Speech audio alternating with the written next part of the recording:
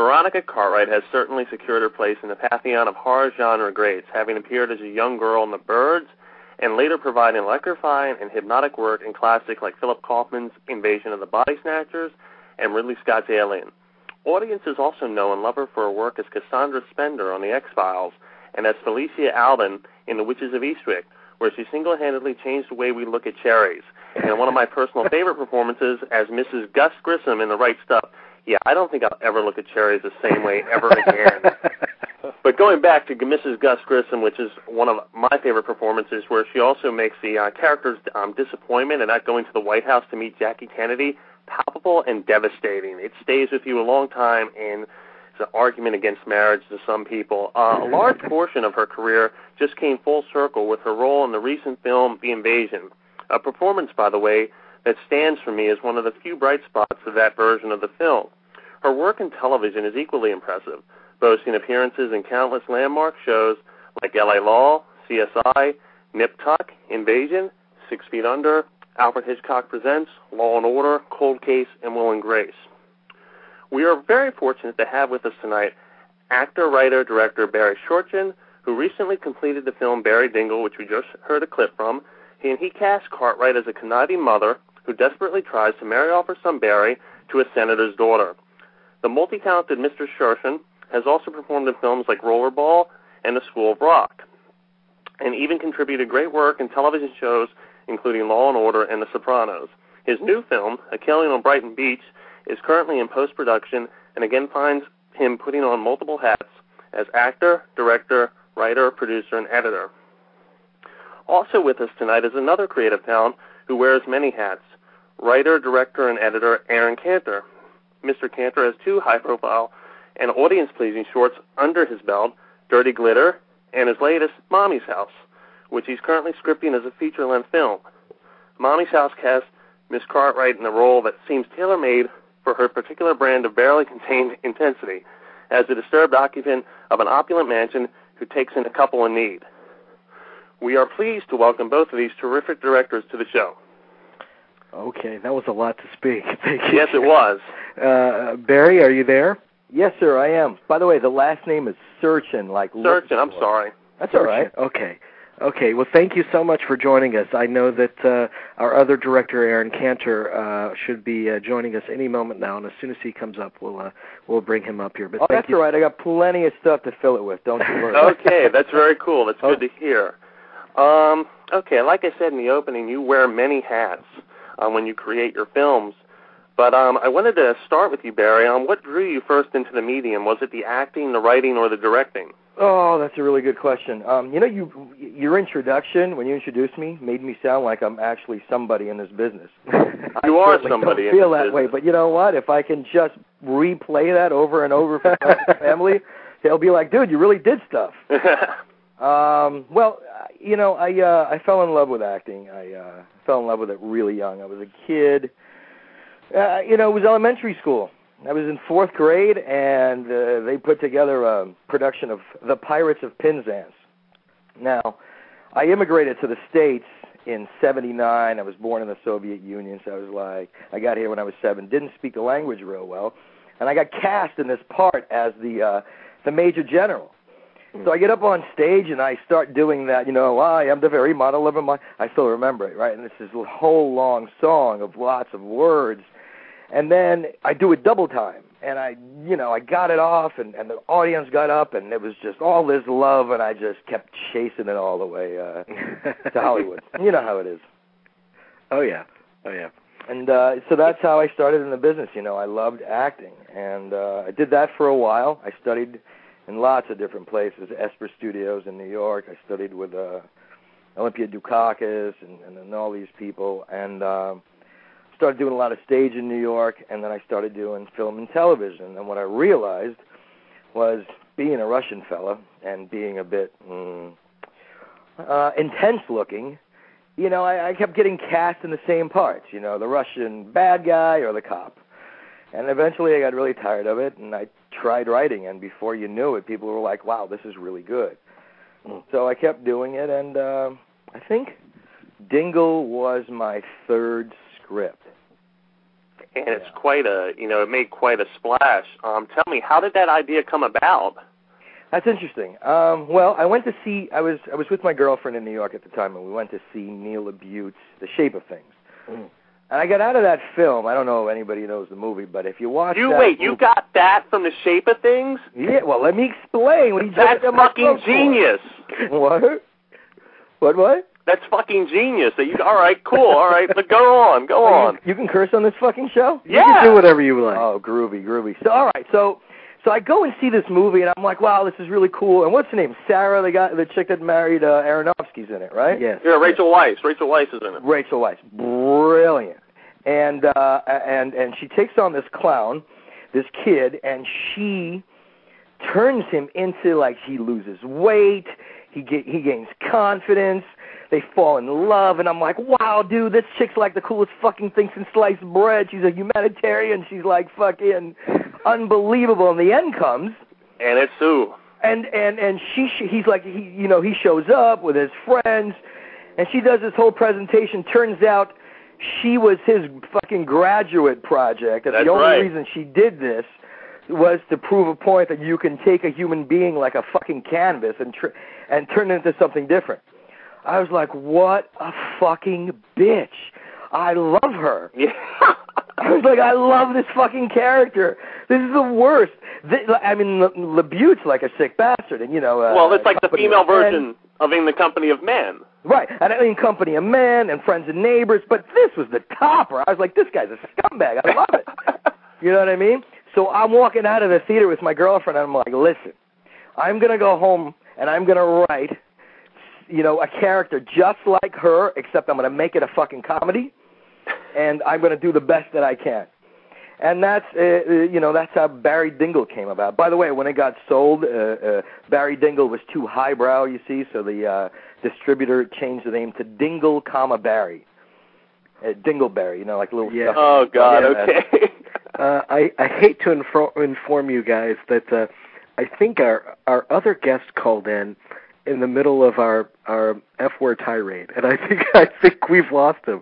I think he got frightened. Okay, I'm sorry. That's my fault. That's my fault. No, I think that's hysterical. You started the old F-bomb deal. It wasn't me. But I have to say now, what led you to, what inspired you? What roles in Miss Cartwright's past led you to Eleanor? It's one role. It was just one role, and you mentioned it. It was the damn cherry scene. Okay.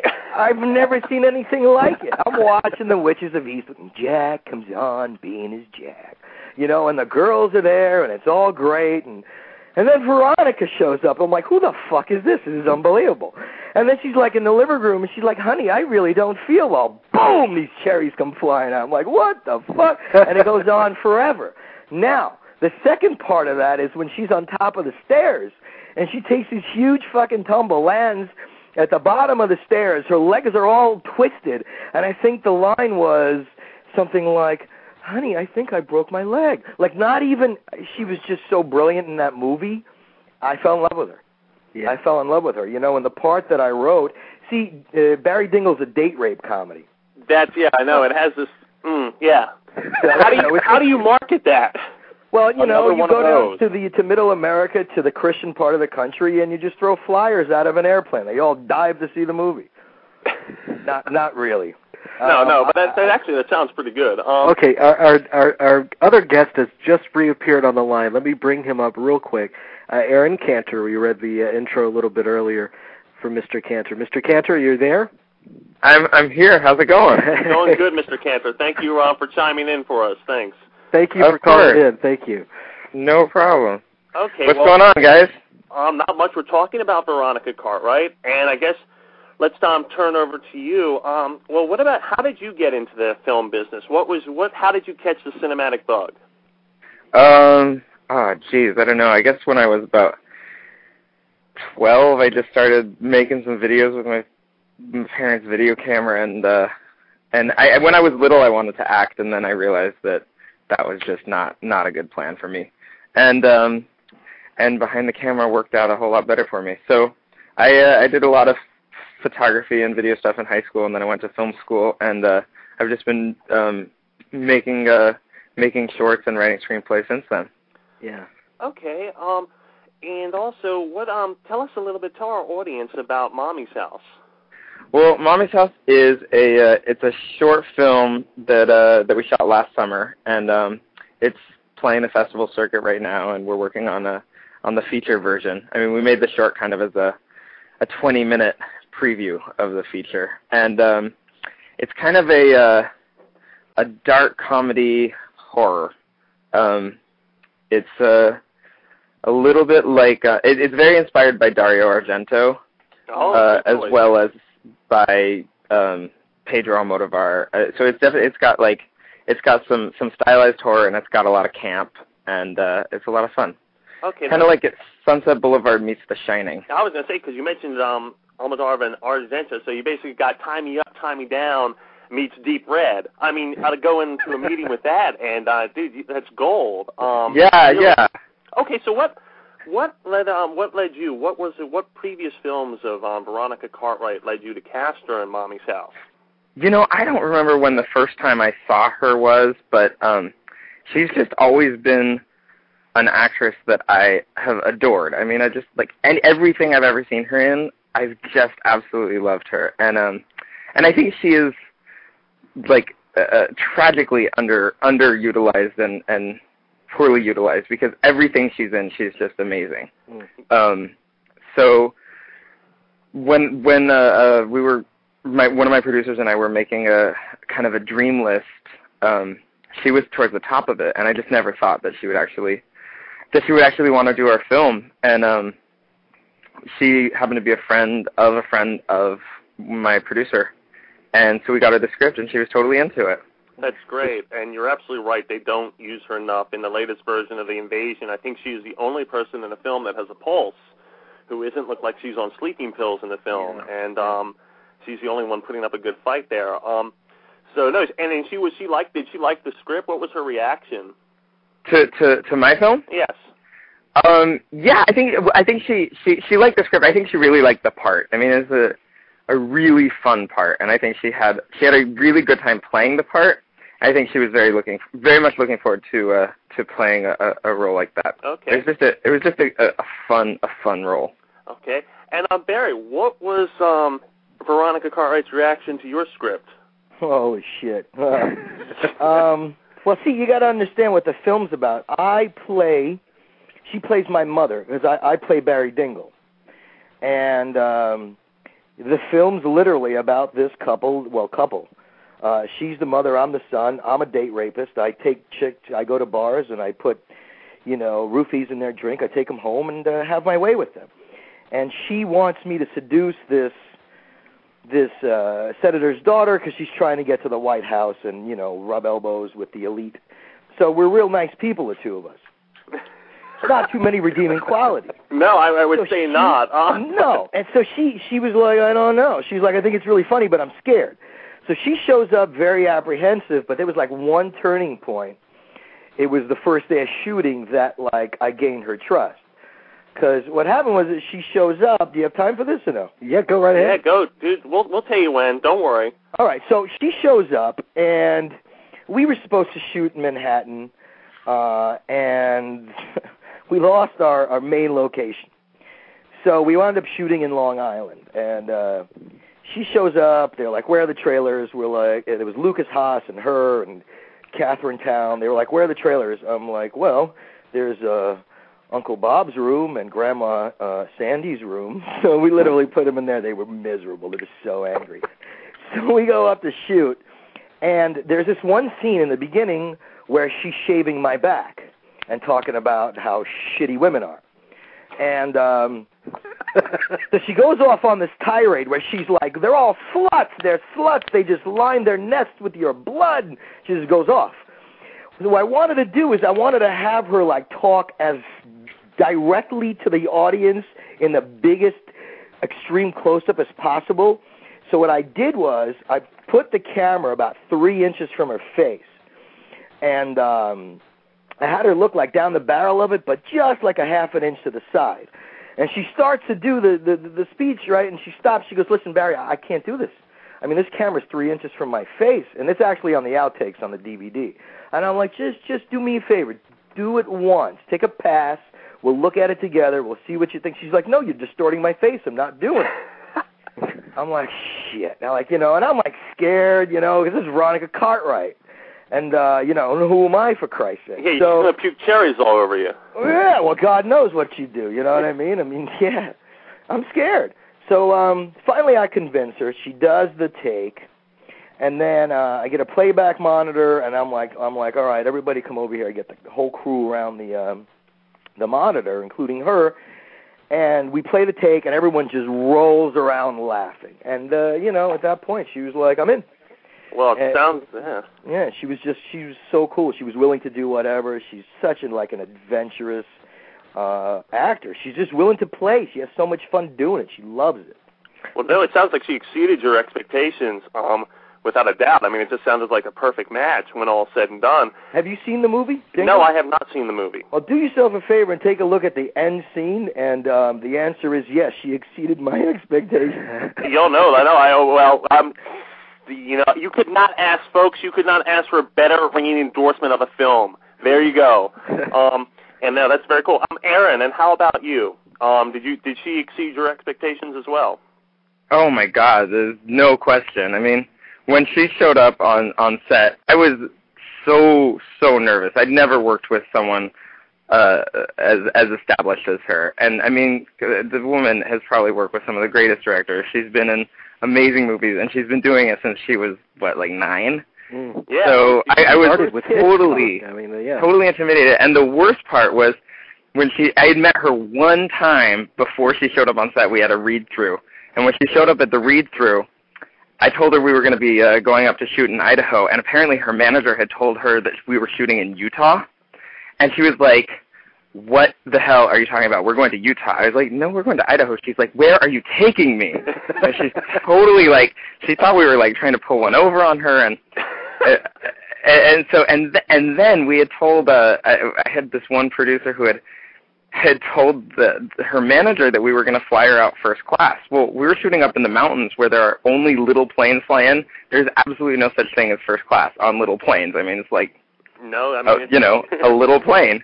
So, that morning she was going to the airport, and the manager calls the set and is like, Veronica doesn't have a first class ticket. And we're like, there's no such thing as first class going up here. I don't know how she got the message, how they told her that. So we thought oh my God, she's not even going to get on the plane. She's not going to come. And we're totally prepared for her to be a total diva. And she shows up on set and she's like, what's up, guys? Let's go. And we were like, oh, okay, cool. And so once she was on set, once we all actually got to meet her, I could not have wished for an easier actress to work with. And in terms of what she gave me on camera, I would do 3 takes. Every single one she would give me something different, and each one would be more brilliant than the next.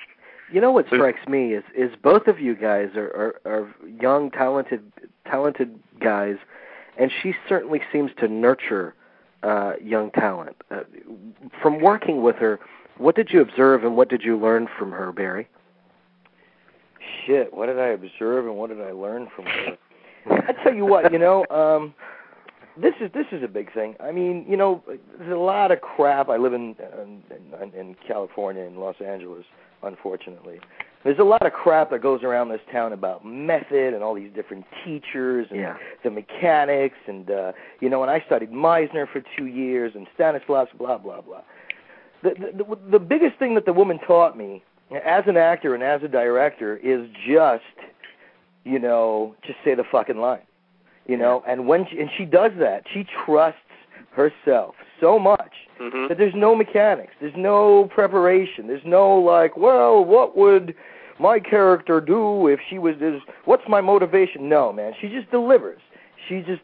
And it comes from a complete place of trust, and just she doesn't let her brain or her mind, the logical part of her, get in the way of her acting. It's just this beautiful fluidity. It's complete connection to the other actor, and it's just the most organic performance that you could hope for. And I learned a lot from watching her as far as directing and also performing. Aron, how about you?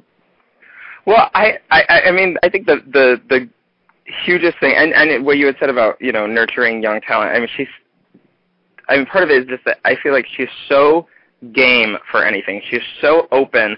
She is, I mean, it's so refreshing in this business, and especially in Los Angeles, to find people who are so experienced, who are totally unjaded, like no attitude. Yeah. And I feel like I got spoiled working with her so early in my career, because I feel like I'm going to come across so many more jaded people and some people with such huge egos.